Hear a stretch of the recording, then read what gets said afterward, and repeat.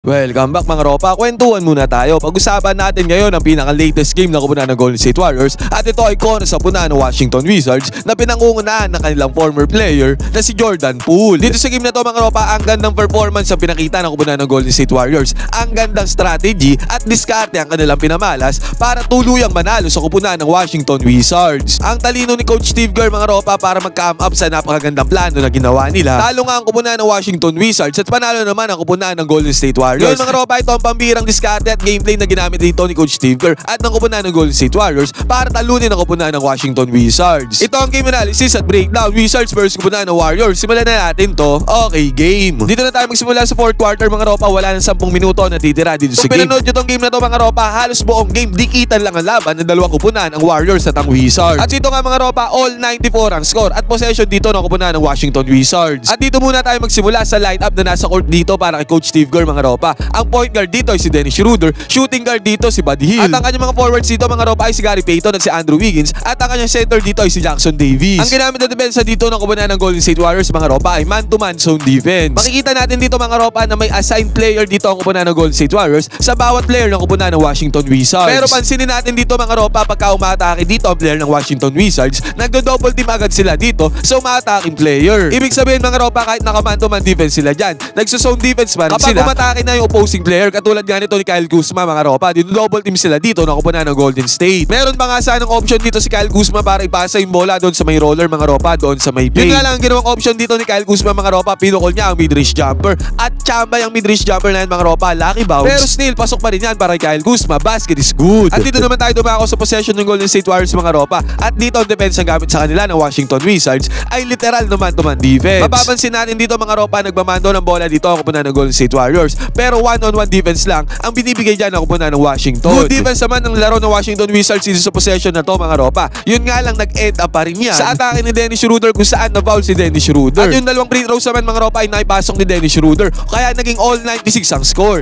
Di kita ng laban. Ngayon mga ropa, ito na yung sinasabi kong isa pang diskarte na ginamit dito ni Coach Steve Kerr. Pansinin natin dito, inbound ng bola ng kupunan ng Washington Wizards. At dito ang bumabantay kay Jordan Poole mga ropa, ang isa sa best defender ng kupunan ng Golden State Warriors, si Gary Payton. Ang utos si Coach Steve Kerr kay Gary Payton mga ropa, tauhin sa depensa dito si Jordan Poole. Kaya dito pa lang sa backcourt mga ropa, press defense na ang binigay dyan ni Gary Payton para kay Jordan Poole. Ang isa sa pinaka-main reason ni Coach Steve Kerr mga ropa kung bakit niya pinapadepensahan na maigpit dito si Jordan Poole ay dahil si Jordan Poole ang main scorer ng kupunan ng Washington Wizards. Kaya kahit dito pa lang sa backcourt mga ropa, ayaw nung parisibin ni Coach Steve Kerr ng bola yan si Jordan Poole. At matapos nga maibaba ni Jordan Poole yung bola doon sa may kabilang court, hindi na siya nakahawak niya ng bola, hindi na siya nakareceive ng bola ulit. At nag-end up yung bola dito mga ropa kay Jonas Valanciunas sa may top of the key 3-pointer. Binabantayan naman siya dito ni Jackson Davis. At i-comment din natin ang ginagawang depensa dito ni Jackson Davis mga ropa. Magandang depensa ang laro niya dito kay Jonas Valanciunas. At ang resulta nito mga ropa, nagbintes ang tira ni Valanciunas. Good defense yan para kay Jackson Davis. At sa kabilang banda naman mga ropa, possession nga ng Golden State Warriors. Si Stephen Curry naman nagmamando ng bola dito para sa kanila. Dito sa may ibabaw mga ropa, nakakuha ng isolation play si Stephen Curry. Kaya ang nangyari dito, iwan niya yung kanyang defender. At sa pag-penetrate niya sa depensa ng kupunan ng Washington Wizards mga ropa, nakabingwit siya dyan ng foul. At yung dalawang free throws naman ni Stephen Curry mga ropa, naipasok niya, kaya ang naging score dyan 98-96 lamang na ang kupunan ng Golden State. Ngayon mga ropa, bumalik tayo dito sa possession ng kupunan ng Washington Wizards. Again, ang gandang depensa pa rin na lalaro ni Gary Payton dito against kay Jordan Poole. Receive nga ng bola dito si Jordan Poole mga ropa, pero ang gandang depensa nga pinakita dito ni Gary Payton. At naipasa ulit ni Jordan Poole yung bola doon sa kanyang kakampi. At dito naman sa pagkakataon na to mga ropa, umatake, nagpenetrate dito sa depensa ang kupunan ng Washington Wizards. At dahil nga naka-man-to-man zone defense dyan ang kupunan ng Golden State Warriors, ang depensa dito ni Moses Moody na attract dito ng Washington Wizards. Help sana dyan si Moses Moody mga ropa, yun nga lang naiwan niya yung kanyang binabantayan dito, kaya ang daling pasa lang ng kupunan ng Washington Wizards doon sa may ilalim. Wala nang depensa dahil nga nawala dyan si Moses Moody, easy money agad ang kanila nabundar dito, basket is good. At sa possession ulit ang kupunan ng Golden State Warriors mga ropa, si Stephen Curry na naman nagmamando dito sa may ibabaw. At again mga ropa, sabi ko nga man-to-man defense ang nilalaro dito ng kupunan ng Washington Wizards. At sa pagkakataon na to mga ropa, naiwanan ni Stephen Curry ang defender niya dito. Kaya ang nangyari dito mga ropa, penetration ni Stephen Curry sa depensa ng kupunan ng Wizards. Open lane siya dito sa may gitna. Wala man lang nag-close out dito kay Stephen Curry mga ropa dahil nga naka-man-to-man defense dito ang kupunan ng Wizards. Ang tendency outcome nito mga ropa, napakadaling 2-pointer layup para kay Stephen Curry. Basket is good, easy money para sa kanya. At doon sa kabilang banda mga ropa, bumawi naman dyan ang kupunan ng Washington Wizards. Na-screenan dito si Gary Payton na dumedepensa dito kay Jordan Poole. At dahil dyan sa screenan mga ropa, enough separation na nagawa dito ni Jordan Poole. Naiwan ang bahagya dito si Gary Payton mga ropa, at ang resulta niya na penetrate agad ni Jordan Poole ang depensa dito ng kupunan ng Golden State. Kaya ang tendency outcome nito mga ropa, nakakuha rin ng napakadaling layup dito si Jordan Poole. Basket is good din. Kaya ang score dito mga ropa, all 100, dikitan lang talaga ang laban. Wala nang 7 minuto ang natitira dito sa may game. At sa possession na to ng Golden State Warriors mga ropa, ginamit nila yung signature move nila, yung signature gameplay nila. Ang may hawak ng bola dito sa may top of the key 3-pointer mga ropa si Stephen Curry. Nag-set ng screen dito si Kevon Looney at ang gumamit ng screen na yan mga ropa ay si Lindy Waters. Pasa ni Stephen Curry dito kay Lindy Waters mga ropa, enough separation na nagawa dyan ni Lindy Waters dahil nga sa sinet na screen dito ni Kevon Looney. Ang tendency outcome nito mga ropa, enough space para kay Lindy Waters para ipukol ang 3-pointer at pinukol niya nga ang 3-pointer dyan. Yun nga lang mga ropa, mintes ang tira dito ni Lindy Waters sa may 3-pointer kaya ang possession napunta sa Washington Wizards. At sa possession naman ng Washington Wizards mga ropa, ang Golden State Warriors ay naka-zone defense dito against sa opensa nila. Kaya kung mapapansin natin mga ropa, si Kevon Looney nandoon pa sa may ilalim, doon sa may paint. Samantalang ang binabantayan niyang sentro ng kupunan ng Washington Wizards mga ropa, nandito sa may top of the key 3-pointer. Hindi din naman kasi inaasahan ni Kevon Looney na pupukol sa may 3-pointer tong binabantayan niya. Kaya ang ginawa ni Kevon Looney dito mga ropa, agaran siyang lumose out, galing siya doon sa may paint, sa may ilalim, tinakbo niya ang 3-pointer. Buti na lang mga ropa, nagmintes ang tira dito ng kupunan ng Washington Wizards. At dahil sa mintes ng kupunan ng Washington Wizards mga ropa, ang possession napunta sa kupunan ng Golden State Warriors. At ang ginawa nilang play dito mga ropa, ang kanilang favorite gameplay na pick and roll. Ang may hawak na bola dito ay si Stephen Curry. Ang nag-set ng pick dito ay si Kevon Looney. At nung nag-roll na si Kevon Looney mga ropa, agaran ng pinasaya ni Stephen Curry. At ang resulta niyan, walang close out dito kay Kevon Looney sa depensa ng kupunan ng Washington doon sa may paint. Tendency outcome nito mga ropa, easy 2 points na napundar dito ni Kevon Looney. Napadali ang kanyang trabaho, basket is good. At ito pa mga ropa, another one possession ulit sa kupunan ng Golden State Warriors. Same play dito ang pinairal ni Stephen Curry. Pero this time mga ropa, si Gary Payton na nag-set ng screen. Agaran ulit pinasa ni Stephen Curry yung bola dito kay Gary Payton. At ang resulta naman ito, nagbintes ang tira ni Gary Payton. Buti na lang mga ropa, nandoon si Kevon Looney doon sa may ilalim para i-put back ang tira. Second chance points para kay Kevon Looney. Basket is good ulit. At possession na ng kupunan ng Washington Wizards mga ropa, yung sentro ng kupunan ng Washington Wizards ay mahilig pa lang tumira sa may 3-pointer. Naka-zone defense na naman dito ang kupunan ng Warriors mga ropa, kaya hindi siya nabantayan dyan ni Kevon Looney agad-agaran. At agad-agaran din naman, pinukol niya ulit yung 3-pointer dito. Mintes na naman ang kanyang tira dito sa may top of the key. At sa possession ng kupunan ng Golden State Warriors mga ropa, again yung signature gameplay nila. Nag-set na naman sila ng screen dito para kay Stephen Curry. At na-open naman dyan si Stephen Curry mga ropa, enough space yan para ipukol ang 3-pointer. Yun nga lang, mintes din ang tira dito ni Stephen Curry. Basket is not good. At ang may hawak ng bola para sa kabilang banda mga ropa ay si Jordan Poole. Pero this time hindi si Gary Payton ang dumedepensa sa kanya, kundi si Lindy Waters. Good defense naman ang pinamalas dito ni Lindy Waters mga ropa against kay Jordan Poole.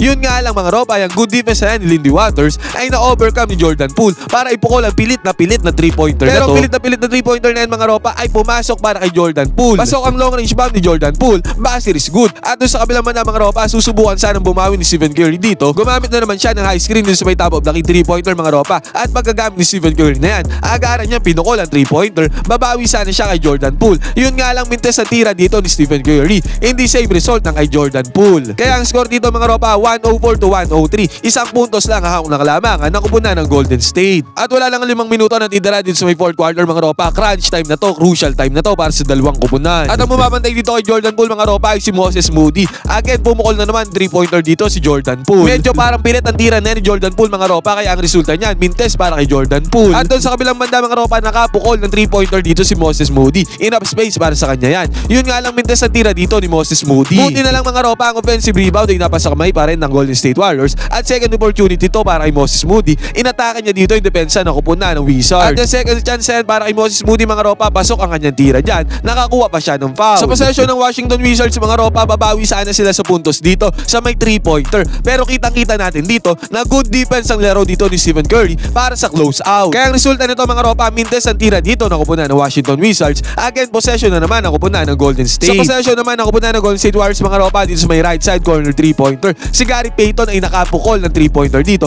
galing sa pasa. Yun nga lang mga ropa, nakapukol nga si Gary Payton dito, hindi naman sumut. At buti na lang mga ropa, again, yung offensive rebound ay napasa kamay ulit ng kupunan ng Golden State Warriors. Another second chance points na naman para sa kanila. At ang nakakuha pa ng second chance points dito mga ropa, again si Gary Payton na kumat doon sa may baseline. At ang ganda din naman kasi ang ginawa dito ni Kevon Looney para kay Gary Payton. At ang resulta niya, napadali ang trabaho dito ni Gary Payton. Basket is good, easy money para sa kanya. Sa possession ng Washington Wizards mga ropa, ang gandang depensa pa ang laro ng kupunan ng Golden State Warriors dito. Nakakuha sila ng swipe at steal dito again sa kupunan ng Wizards. At sa possession nila dyan mga ropa, nakakuha sila ng foul dyan, kaya nag-score 110-103. 7 puntos na naging hawak ng kalamangan dito ng kupunan ng Golden State Warriors. At para sa kupunan ng Washington Wizards mga ropa, si Jordan Poole na ang humawak ng bola dito para sa kanila. At sa paghawak ng bola na yan ni Jordan Poole, nakakuha siya ng foul dito sa may mid-range jumper, at 2 free throws para Jordan Poole mga ropa. Naipasok nyo naman 2 free throws na yan. Ang tendency outcome nito, 110 to 105 ang score. Lamang pa rin ang kupunan ng Golden State. At si Stephen Curry nagmamando ulit ng bola dito para sa kupunan ng Golden State Warriors dito sa may top of the key 3-pointer. Again mga ropa, 1-on-1 lang opensa ni Stephen Curry. Depensa ng kupunan ng Washington Wizards. At dito mga ropa, another one mga ropa na naig na naman ang opensa dito ni Stephen Curry. Na penetrate niya, depensa dito ng kupunan ng Washington para makakuha siya ng easy 2 points dito. Basket is good yan. At another one mga ropa dun sa kabilang banda sa possession ng kupunan ng Washington Wizards. Good defense na naman laro dito ng kupunan ng Golden State Warriors.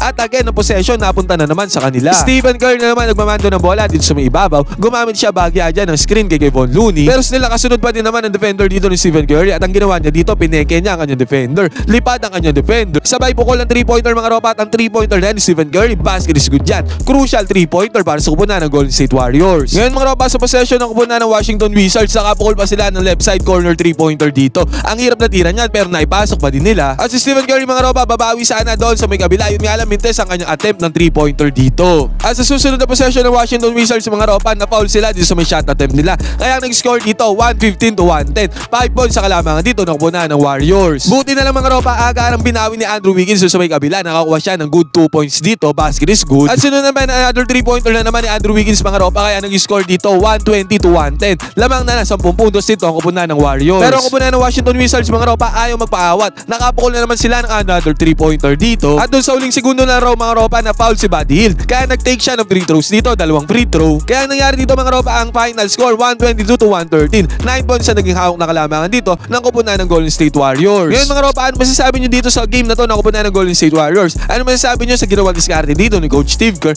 para pigilan ang kupunan ng Washington Wizards? Panalo na naman ang kupunan ng Golden State Warriors mga ropa, 21 to 20 na ang kanilang standing sa Western Conference. Ngayon mga ropa, pwede kayong mag-comment dyan sa baba ng inyong opinion tungkol dito sa game na to. Huwag kayong mahiya, magkwentuhan tayo.